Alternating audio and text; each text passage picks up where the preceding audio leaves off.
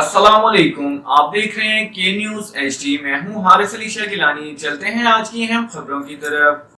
रुक करेंगे कराची का, जहां से रिपोर्ट कर रही हैं हमारी लेडी रिपोर्टर अरूज खान।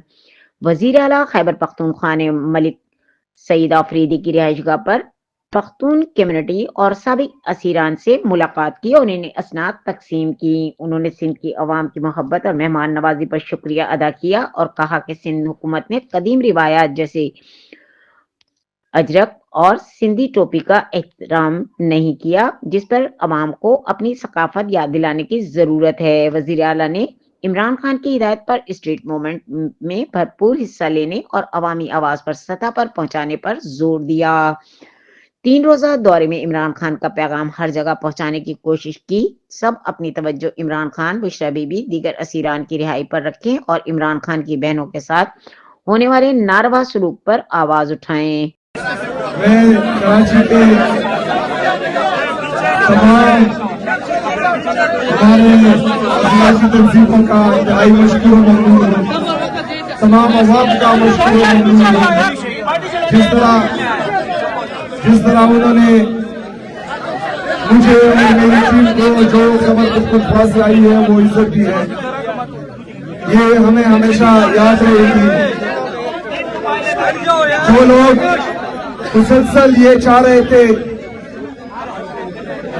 9 अप्रैल 2022 से लेकर आज तक जो जबर, फस्तैयत, जुल्म पाकिस्तान तहरीक इंसाफ पर, उनके कारकुनों पर और जो PTI का झंडा उठाता था या इमरान खान साहब का नाम लेता था, उन पर केसेस बनाए जाते थे, उनको उठाया जाता था।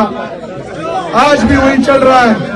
जो प्यार, मोहब्बत, इज्जत, मेहमान नवाजी सिंध के अवाम से हमें मिली, इंशाल्लाह ये हमें याद रहेगा। लेकिन इसके बरक्स सिंध पर जो जाली हुकूमत काबिज है, उनका रवैया आपने देखा, जिन्होंने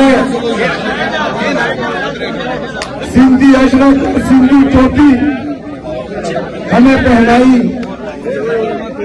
उन्होंने सिंधी अजरक और सिंधी टोपी का मान नहीं रखा। आप सबने देखा।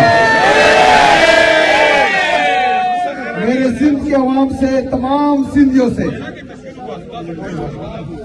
उनसे ये रिक्वेस्ट है कि आप लोगों ने बार बार इनको सिंध की रिवायात याद दिलानी है।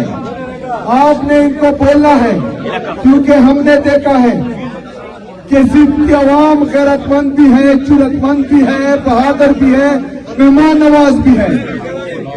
ये काबिज लोग